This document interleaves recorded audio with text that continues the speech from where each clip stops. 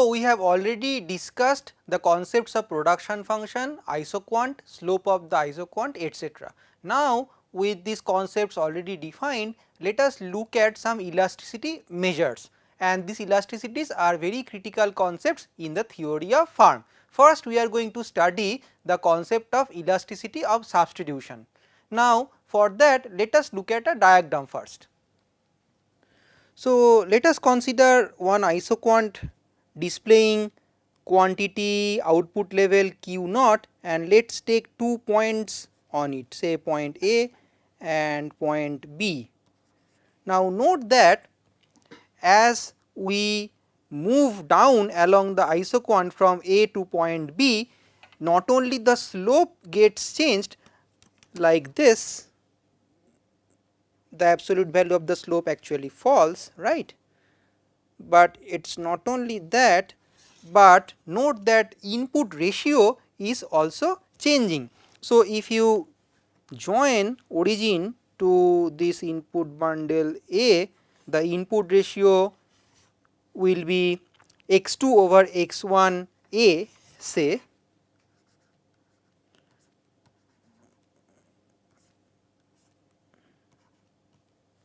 and if you join origin with point B or input bundle B, then we get another input ratio x2 over x1 at point B, and we can see that this input ratio of two inputs is higher at input bundle A than at B. So, elasticity of substitution is defined as sigma, and so sigma is going to be proportionate change in x1 over x2 or x2 over x1, whatever, divided by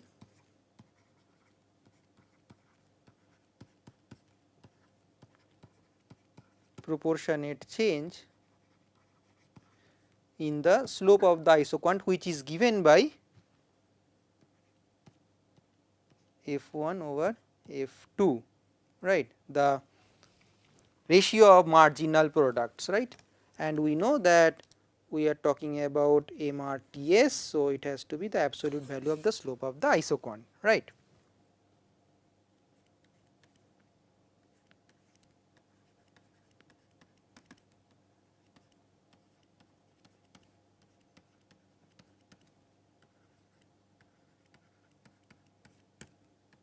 The next elasticity concept that we are going to study is partial output elasticity. So, if we assume there are say multiple inputs, then if we bring in change to one particular input, that will lead to some change in the output. If we keep all other inputs fixed, then we can express this percentage change in output due to 1% change in one single input in terms of partial output elasticity. Let us express that mathematically through a formula.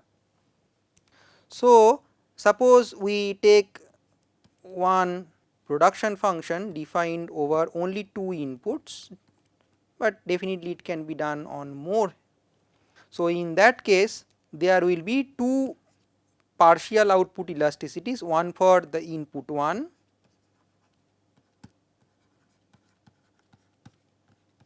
and that would be defined as del q divided by q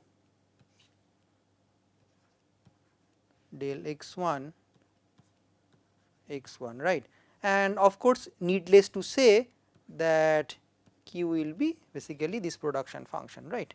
So, similarly we can have for input x2 and then it will be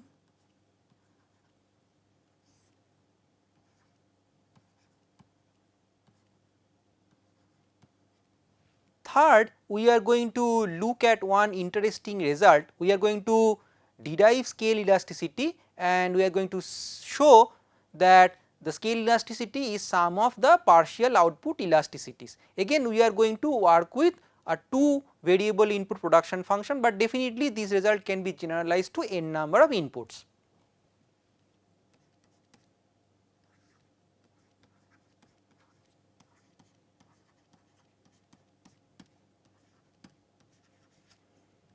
So, let us start with that expression of production function. So, we can totally differentiate to get first partial with respect to input 1 times change in input 1, then this is the marginal product of input 2 times the change in input 2, and we can rewrite this as f1 times x1 times dx1 by x1 plus f2 times x2 times dx2 divided by x2, right. So, now what do we mean by scale change? By scale change we mean all inputs are changed in the same proportion. So, if that is the case, then we can write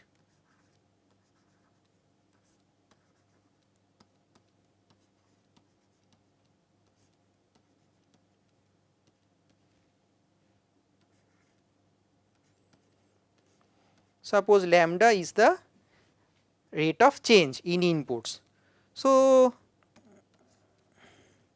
we can assume this, right. So, if we assume, then we can express dq accordingly, f1 x1 times d lambda over lambda plus f2 x2 d lambda over lambda. We are basically replacing the proportionate change in input through this expression d lambda over lambda, which is the constant proportional change. So, definitely we can now write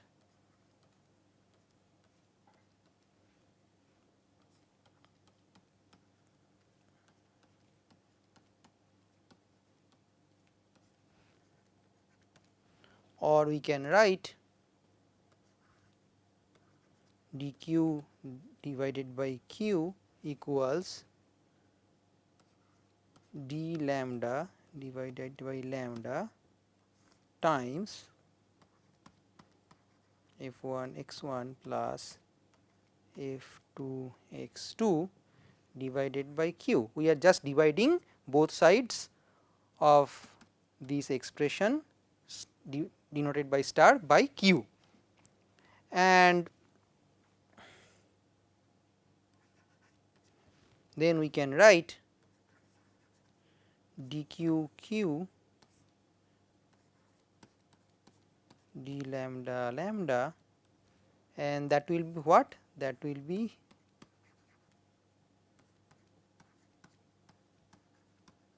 right, simple. Now, we can again write this as f1 x1 divided by q plus f2 x2 divided by q, right. Now, note at these expressions. What are these expressions? So, these are basically my partial output elasticities. So, I can now write this as E1 plus E2, as I have derived these things earlier, say in star star.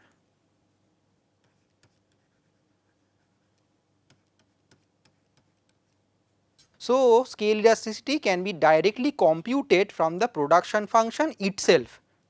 So far we have discussed production function, isoquant and this elasticity formulas through a general functional form. We have not assumed a specific functional form, an equation. So, now we are going to look at one particular functional form which is very popular in applied economic research and also in theoretical economic research. The functional form is popularly known as Cobb-Douglas production function, and it is named after economist Paul Douglas and statistician Charles Cobb. Now, we have to go back to 1920s where Cobb and Douglas shook hand and then they embarked on this journey to find out a functional for production function. Now, they are not the first ones who tried to find out a functional form for a production function. Actually, there were some European economists who were also trying to find out functional forms and they have been successful as well. One can mention the attempts made by Professor noc18 much before Cobb and Douglas to find out a functional form, and it was quite interesting to note that almost 30 years before Cobb and Douglas found out this functional form, noc18 actually had discovered it, but when Cobb and Douglas embarked their journey to find out a functional form, they did it again independently. So, now what did Cobb and Douglas do? They gathered data for almost 30 years on American manufacturing industry and later on the macroeconomic variables of aggregate output and aggregate input, and then they used least squares regression method to find out a functional form and estimate the parameters of that functional form. So, now let us look at the functional form that Cobb and Douglas prescribed based on the statistical evidence that they have obtained from American data.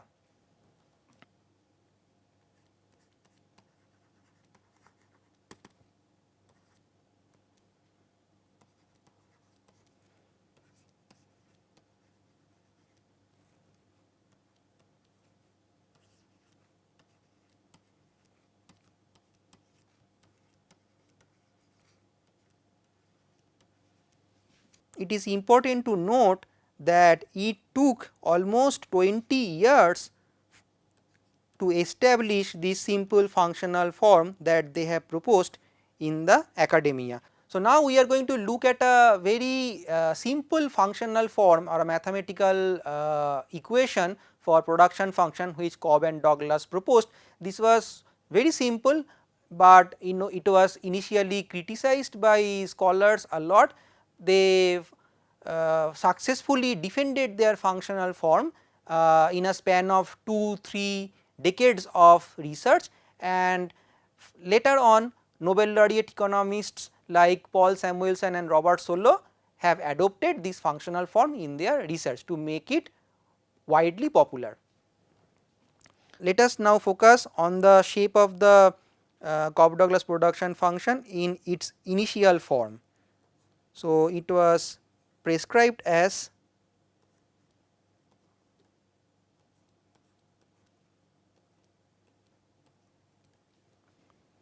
so here Q is of course output, L and K are basically the variable inputs labor and capital respectively, and alpha and 1 minus alpha are basically two exponents, right. And there is a condition that Cobb and Douglas made when they proposed this functional form, that is alpha lies between 0 and 1. Now, we are going to look at the properties of a Cobb-Douglas production function. We are going to look at 4 or 5 of them one by one.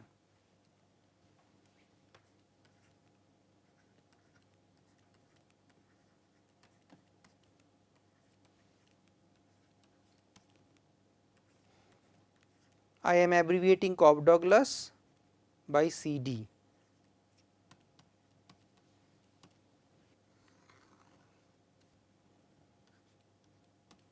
So, the first property is going to be on the concepts that we have already seen, and these concepts are average product and marginal product. So, for a Cobb-Douglas production function, average product and marginal product constantly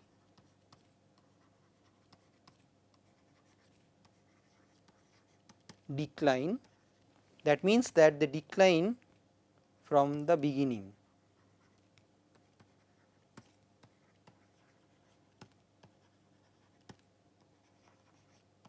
Okay. Note that here when I am going to derive the average product and marginal product, I am going to get these derivations done with respect to the labor input, but it can also be done for the capital input without losing any generality. So, now let us look at the proof of this property. So, in the case of Cobb-Douglas, average product is going to be defined as Q divided by L, and then it is going to be A times L to the power alpha minus 1 and K to the power 1 minus alpha, right. So, next we need to compute the slope or derive the slope. So, we are going to write A alpha minus 1 L to the power alpha minus 2 and then K 1 minus alpha. Now, can we comment on the sign of this derivative? Yes, we can, because note at this entity, this is certainly negative because alpha is going to lie between 0 and 1 by assumption. So, overall we can assume that del AP del L is negative. So, that means the slope is negative from the outset.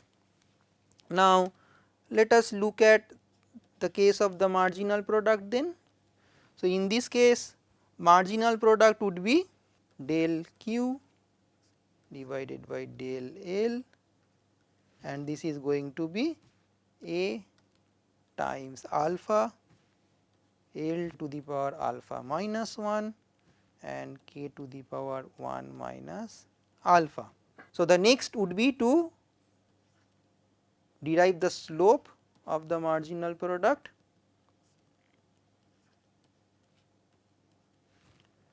and we get A alpha alpha minus 1 L to the power alpha minus 2 and K 1 minus alpha, right. So, again we observe this entity here which is negative, rest elements are positive. So, safely we can assign negative sign to this derivative, showing that marginal product curve also slopes downward from the beginning. So, the next property would be on the curvature of the isoquants. So, isoquant is downward sloping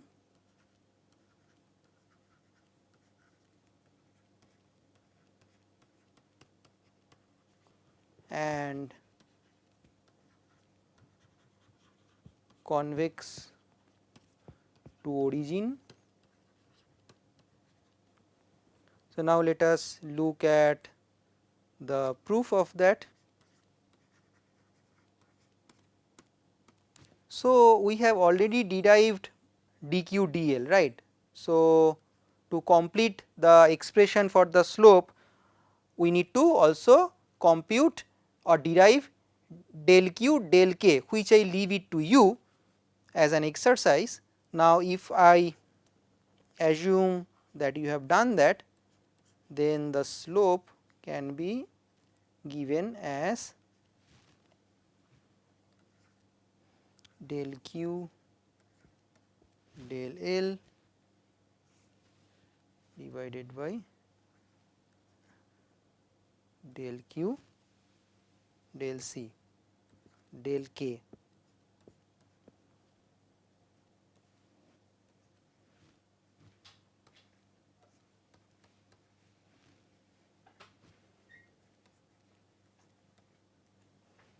Okay. Now, this is positive, this is also positive. So, we have a negative sign in front. So, no wonder we can assign negative sign for the slope.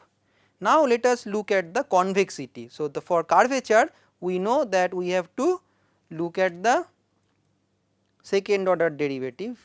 So, d square k dl square, and this would be, I am giving you the final expression to save time.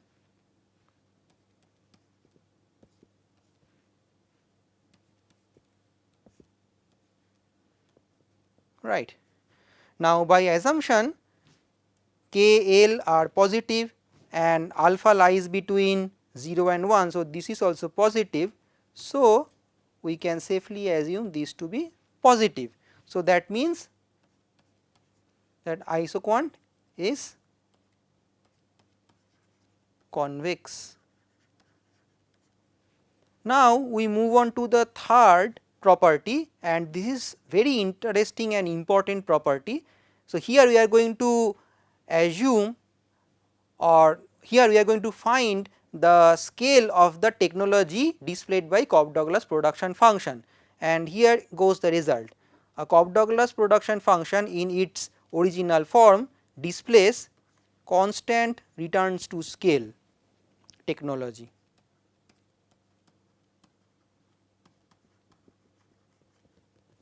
Now, we are going to prove that.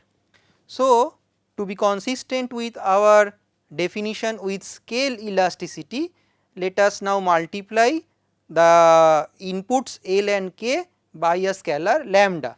So, if we do that, then we get what?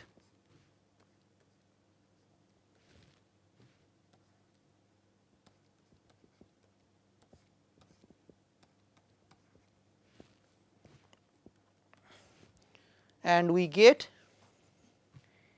A times lambda to the power alpha, and then of course there will be 1 minus alpha. I am skipping steps here, L to the power alpha and k to the power 1 minus alpha. So, we get A lambda L to the power alpha k to the power 1 minus alpha. So, that is what? That is basically lambda times my q, the original production function that I have assumed, right.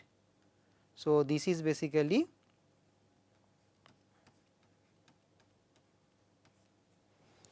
lambda times function of k and L. So, we see that if there is a 1% change in the inputs, or if there is x% change in both the inputs, there is exactly x% change in the output as well. Hence, we can say that the technology is constant returns to scale. Now, as this is CRS, we can also infer that the original formulation of Cobb-Douglas production function actually is a homogeneous of degree 1 production function. Now, let us move to the elasticities, and here goes the property. Elasticity of substitution is 1 along an isoquant. of Cobb-Douglas production function. So, now we are going to look at the proof for it.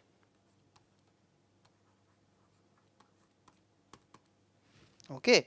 So, we are going to now start with the formula first, right. So, let us write like this.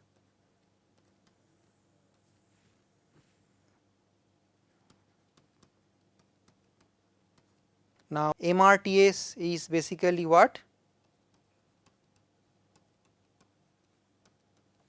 The absolute value of the slope of the isoquant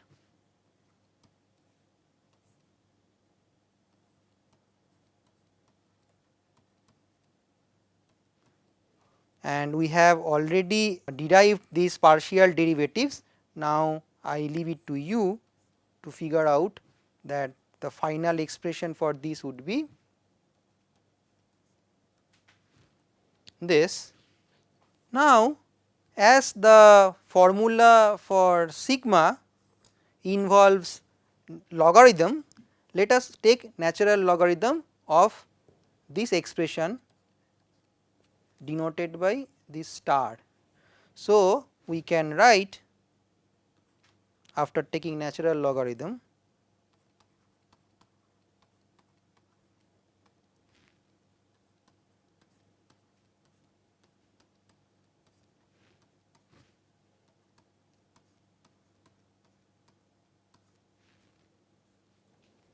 and we can rewrite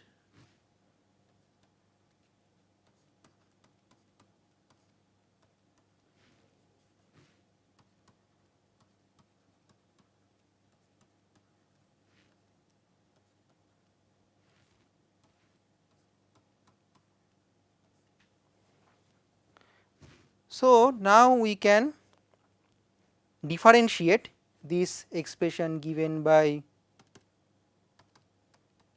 double star.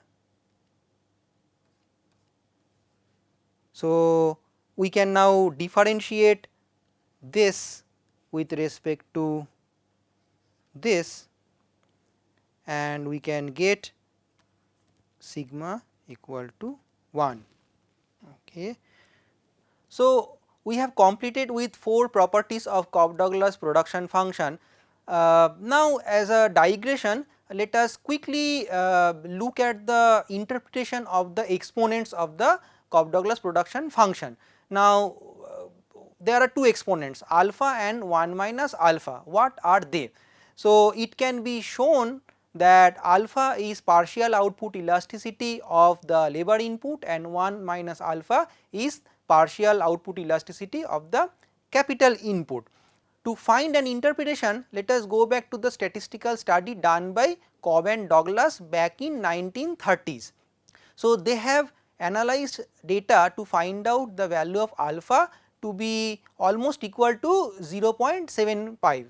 So, what does that mean? So, if there is a 1% change in labor use, then output is going to change by 0.75 percentage given the capital input remains same.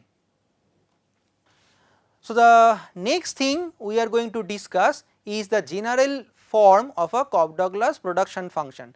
Do not be under impression that Cobb-Douglas production functions always show constant return to scale. Later on, economists have generalized this functional form to accommodate other returns to scale as well, and it has been extended to multiple inputs also. So, now let us look at a modern form of a Cobb-Douglas production function. It can also be called a general form of Cobb-Douglas production function.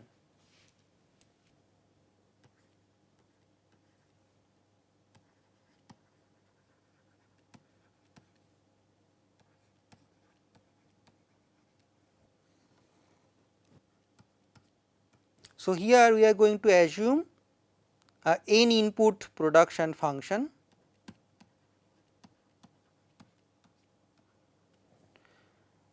and they will be x1, x2 to xn, and let us write the functional form as A is basically the technology parameter or efficiency parameter as we have defined it before.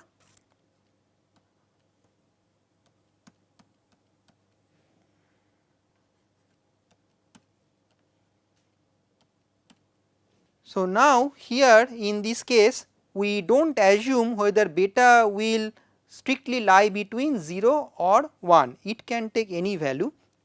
So, basically in this type of production function, if summation beta I, the sum of the partial output elasticities, basically if it shows 1, then we say that we have a CRS or traditional Cobb-Douglas. If summation of Bi takes value greater than 1, we say that we have increasing returns to scale, and of course, if the sum is less than 1, then we say that we have a decreasing returns to scale production function. We will continue with this discussion in the next lecture.